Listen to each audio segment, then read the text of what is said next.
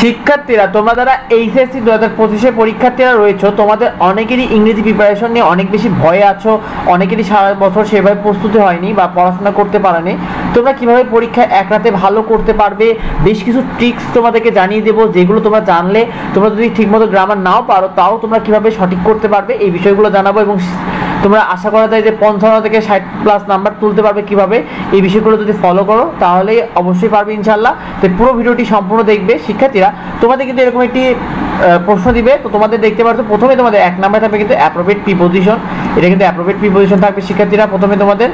এরপরে তোমাদের 2 নাম্বারে কিন্তু থাকবে ওয়ার্ড অ্যান্ড ফ্রেজ, ঠিক আছে, এটা ওয়ার্ড অ্যান্ড ফ্রেজ তার বক্সের ভিতর যেগুলো রয়েছে এইগুলো কিন্তু তোমাদেরকে বসাতে হবে। এরপরে শিক্ষার্থীরা দেখতে পাচ্ছ তোমাদের কিন্তু কমপ্লিটিং সেন্টেন্স থাকবে, কমপ্লিটিং অর্থাৎ সেন্টেন্সটা অসম্পূর্ণ থাকবে, তোমাকে সম্পূর্ণ করতে হবে। এরপরে তোমাদের কিন্তু থাকবে শিক্ষার্থীরা রাইট ফর ভার্বস, ঠিক আছে, রাইট ফর ভার্বস থাকবে। এরপরে তোমাদের কিন্তু থাকবে ন্যারেশন, একটা ন্যারেশন থাকবে। এরপরে তোমাদের 6 নাম্বারে থাকবে মডিফায়ার শিক্ষার্থীরা, 6 নম্বরে মডিফায়ারের পরে কিন্তু তোমাদের 7 নম্বরে থাকবে কানেক্টর, হ্যাঁ 7 নম্বরে থাকবে কানেক্টর। 8 নম্বরে কিন্তু তোমাদের থাকবে সিনোনিম অ্যান্টোনিম শিক্ষার্থীরা, এবং 9 নম্বরে কিন্তু থাকবে তোমাদের পাঞ্চুয়েশন মার্ক। 10 নম্বরে কিন্তু তোমাদের থাকবে একটি অ্যাপ্লিকেশন। 11 নম্বরে থাকবে কিন্তু তোমাদের একটি প্যারাগ্রাফ, যেটা কিন্তু লিস্টিং প্যারাগ্রাফ। এবং 12 নম্বরে কিন্তু একটি কজ অ্যান্ড প্রাইস নিয়ে কিন্তু একটি প্যারাগ্রাফ থাকবে। শিক্ষার্থীরা, তোমাদেরকে বলে রাখি কিভাবে তোমরা কমপ্লিট করবে। দেখো, প্রথমে তোমাদের কিন্তু 1 নম্বরে যে অ্যাপ্রোপ্রিয়েট প্রিপোজিশনটা রয়েছে এটা কিভাবে করবে। দেখো, তোমাদের অ্যাপ্রোপ্রিয়েট প্রিপোজিশন কিন্তু মূলত কয়েকটা বিষয়ের উপর ডিপেন্ড করে হয় বা কয়েকটা বিষয়কে তারা রাখে। সেটা হলো, যেমন তারা কিন্তু দেখতে পাচ্ছ টু, এই টুটা সবচেয়ে বেশি ব্যবহার হয় অ্যাপ্রোপ্রিয়েট প্রিপোজিশনে। অফটা বেশি ব্যবহার হয়, উইথ বেশি ব্যবহার হয়, আরেকটা বেশি ব্যবহার হয় সেটা হলো ইন, যদিও এটাতে নেই, কিন্তু সবচেয়ে বেশি ব্যবহার হয় কিন্তু টু, তারপরেই অফ, এরপরে উইথ এবং ইন, এই 4টা সবচেয়ে বেশি ব্যবহার হয় প্রতিটা অ্যাপ্রোপ্রিয়েট প্রিপোজিশনে, প্রতিটা বোর্ডে। সুতরাং তোমাদের দেখতেই পারছো যে যারা অর্থ বোঝো না, কমপক্ষে 2 থেকে 3টি টু এর ব্যবহার থাকবে, উইথের ব্যবহার থাকবে এবং অফের ব্যবহার থাকবে। তো তোমরা একটু যদি পড়ো সেক্ষেত্রে কিন্তু তোমরা পারবে। আর যদি তোমরা বিশেষ করে তোমরা যাদের 19 সাল, অর্থাৎ তোমাদের বই যদি 19 সালে বোর্ডগুলো থাকে 19 সালে বোর্ডগুলো পড়বে। আর যাদের বই 23 সালে বোর্ডগুলো রয়েছে তোমরা 23 সালে বোর্ডগুলো পড়ে ফেলবে একটু করে অ্যাপ্রোপ্রিয়েট প্রিপোজিশনের জন্য। তাহলে ইনশাল্লাহ আশা করে রাখবে যে তুমি অ্যাপ্রোপ্রিয়েট প্রিপোজিশন থেকে যথেষ্ট কম পেয়ে যাবে। এক রাতের ভেতরে তোমরা অন্তত 23 সালে 8টা বোর্ড, যাদের 19 সাল রয়েছে 19 সালে 8টা বোর্ড ভালো করে পড়ে ফেলো, তাহলে ইনশাল্লাহ আশা করা যায় ভালো করতে পারবে। শিক্ষার্থীরা, এরপরে তোমাদের গুরুত্বপূর্ণ একটি বিষয় রয়েছে কিন্তু সেটা হলো ওয়ার্ড অ্যান্ড ফ্রেজ, ঠিক আছে, word and phrase. Word and ফ্রেজে তোমাদের কিছু ট্রিক্স আমি এখানেই বলে দিচ্ছি। দেখো, তোমরা অনেক কিছু জিনিস লক্ষ্য রাখতে পারবে। দেখুন, তোমাদের উড রেডার থাকবে সেন্টেন্সের মধ্যে। উড রেডারের ব্যবহারটা কিরকম, উড রেডার থাকলে তোমরা দেখবে সেই সেন্টেন্সের মধ্যে একটা ড্যান থাকবে। এই দেখো, দেখতে পাচ্ছ বি নাম্বারে একটা ড্যান পেয়েছে, তাহলে এখানে কিন্তু তুমি উড রেডারটা বসিয়ে দেবে। যেমন বি নাম্বারে কিন্তু I would rather take a taxi then walk home, তো এটা পেয়ে গেছি। এরপরে দেখছো হোয়াট ডাজ লুক লাইক, এই যে এটা দেখতে পারছো, এটা কিন্তু শিক্ষার্থীরা প্রশ্নে, অর্থাৎ প্রশ্নবোধক যেখানে থাকবে সেখানে আমরা বসাতে পারবো। আবার হোয়াটস ইট লাইক, এটাও কিন্তু প্রশ্নের ক্ষেত্রে বসাতে পারবো। তবে হোয়াটস ইট লাইক এর ক্ষেত্রে কিন্তু এরপরে একটা ভার্বের পরে আইএনজি যোগ হবে, মানে প্রথমেই শূন্যস্থান থাকবে এবং শেষে কিন্তু প্রশ্নবোধক চিহ্ন থাকবে। যেমন ডি নাম্বার দেখতে পাচ্ছ, ডি নাম্বার কিন্তু হোয়াটস ইট লাইক ওয়াচিং, দেখতে পাচ্ছ ভার্বের সাথে আইএনজি যোগ রয়েছে, শেষে কিন্তু প্রশ্নবোধক চিহ্ন রয়েছে, তাহলে কিন্তু এখানে এটা বসে যাবে। শিক্ষার্থীরা, এরপরে তোমাদেরকে বলে রাখি আরেকটি গুরুত্বপূর্ণ বিষয়, সেটা হলো তোমাদের what does look like. What does look like দেখতে পাচ্ছ, এটা কিন্তু 2টা গ্যাপ থাকে, অবশ্যই প্রশ্নবোধক চিহ্ন থাকবে এবং 2টা গ্যাপ থাকবে এইটার জন্য। তো তাহলে এখানে দেখতে পাচ্ছ এই যে এফ নাম্বার দেখতে পাচ্ছ, আমরা কিন্তু এখানে হোয়াট ডাজ লুক লাইক বসিয়ে দিলে কিন্তু এটা হয়ে যাবে। এরপরে শিক্ষার্থীরা, তোমরা দেখতে পাচ্ছ ওয়াজ বর্ণের ব্যবহার, এটাও কিন্তু খুব সুন্দর। এখানে তোমরা দেখতে পাচ্ছ যদি কোনো সাল বা তারিখ দেওয়া থাকে, মাথায় রাখবা সাল বা তারিখ দেওয়া থাকলে ওয়াজ বর্ণটা বসিয়ে যাবে, তাহলে এখানে ওয়াজ বর্ণটা বসিয়ে দিলে কিন্তু তোমার এইটা হয়ে যাবে।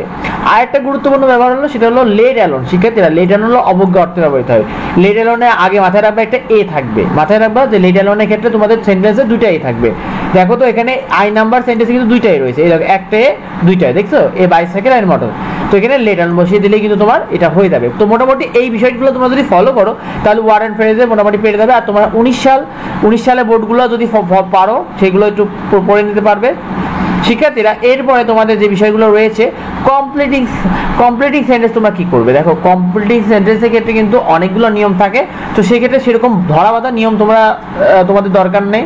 তোমরা এখানে কি করতে যাবে, তোমরা যখন কোনো কিছু পারবে না, ঠিক আছে, তখন এটা কি করবে, তখন এটা তোমরা এখানে টু প্লাস ভার্ব ওয়ান দিয়ে যদি কোনো একটা অবজেক্ট বসিয়ে দিতে পারো তাহলে কিন্তু হয়ে যাবে, ঠিক আছে।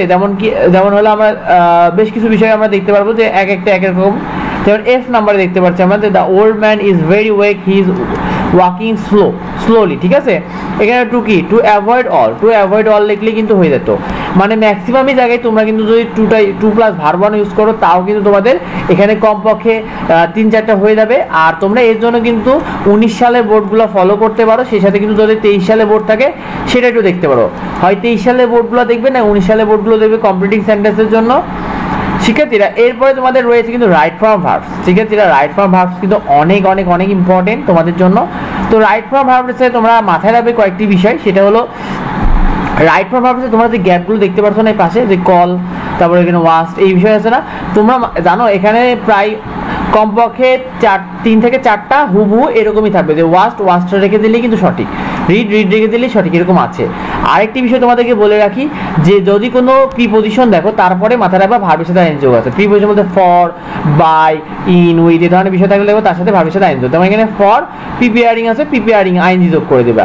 তারপর এখানে বাই আছে, বাই রিড আছে, রিডিং করে দেবে। এরকম যেগুলো আগে প্রিপজিশন আছে সেগুলোর পরে সাধারণত ভার্বের সাথে আইএনজি যোগ করে দেবা। আরেকটি মজার নিয়ম হলো টু দেখলে কিন্তু ভার্ব প্লাস আইএনজি করবা, কিন্তু এখানে উইথআউট আছে না, উইথআউট থাকলে কিন্তু ভার্ব প্লাস আইএনজি হবে, যেমন ওয়ার্কিং। কিন্তু এখানে দেখছো উইথে ভিউ টু থাকলে কিন্তু ভার্বের সাথে আইএনজি হবে, তাহলে কিন্তু রিমুভিং হবে। এটা কিন্তু এটা ব্যতিক্রমী ব্যাপার, কিন্তু সাধারণত টু থাকলে কিন্তু ভার্ব প্লাস ওয়ানই হয়। আর এই যে উইথআউট দেখতে পাচ্ছ, উইথআউট কিন্তু প্রিপজিশন থাকলে এরপর ভার্বের সাথে আইএনজি যোগ করে দিতে হয়। শিক্ষার্থীরা এটার জন্য তোমরা অবশ্যই কিন্তু তোমরা 19 সালের বোর্ড ফলো করতে পারবে, এবং সে সাথে তোমাদের যদি 22 সাল থাকে অথবা 17 সাল থাকে বা 18 সাল থাকে সেগুলো তোমরা ফলো করতে পারো। শিক্ষার্থীরা এরপরে তোমাদের ন্যারেশনের ক্ষেত্রে এটা ইম্পর্টেন্ট। ন্যারেশন আসলে অনেকেরই ক্ষেত্রে অনেকের সমস্যা হয়ে যায়, যদিও ন্যারেশন এক মুহূর্তে তোমরা পারো না অনেকে। শিক্ষার্থীরা তোমাদেরকে বলে দিই তোমরা কি করবে, তোমরা ন্যারেশনের ক্ষেত্রে শুধুমাত্র একটা জিনিস মাথায় রাখবে, যদি কোনো সেন্টেন্সে প্রশ্নবোধক চিহ্ন দেখো তাহলে দেখবে যে একজন তো কথা বলবে, সেই দ্য টিচার কথা বলছে কার সাথে, সুস্মিতার সাথে না, যেহেতু প্রশ্নবোধক বলছে তাই টিচার আস্ক সুস্মিতা বলে এখানে তুমি যা আছে সেটাও যদি হুবহু তুলে দিয়ে আসো তাও কিন্তু তোমাকে শিক্ষক 1 থেকে 2টা মার্ক দেবে, যদি তুমি এই রিপোর্টিং ভাবটাকে ঠিক রাখতে পারো।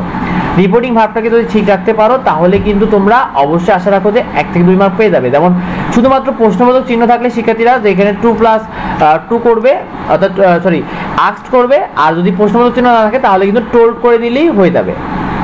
তো এই জন্য তোমরা কি করবে, এটার জন্য তোমরা যদি 19 সালের বোর্ডগুলো দেখো অথবা 23 সালের বোর্ডগুলো দেখো তাহলে ইনশাল্লাহ ভালো করবে। শিক্ষার্থীরা এরপরে তোমাদের কিন্তু রয়েছে মডিফায়ারে বেশ কিছু বিষয় কিন্তু ব্যতিক্রম রয়েছে মডিফায়ার নিয়ে, তবে কিছু বিষয় তোমাদের কিন্তু কমনলি থাকবে। যেমন কি জানো, যেমন তোমরা যদি ইউজ এ ডিস্ট্রিবিউট প্রোনাউন, এখানে তোমরা কি ব্যবহার করবে, এই ধরনের বিষয় থাকলে তোমরা সাধারণত ইজটা ব্যবহার করে আসবে, তাহলে মোটামুটি অধিকাংশ ক্ষেত্রে কিন্তু ইজটাই হয়ে থাকে এক্ষেত্রে, ঠিক আছে।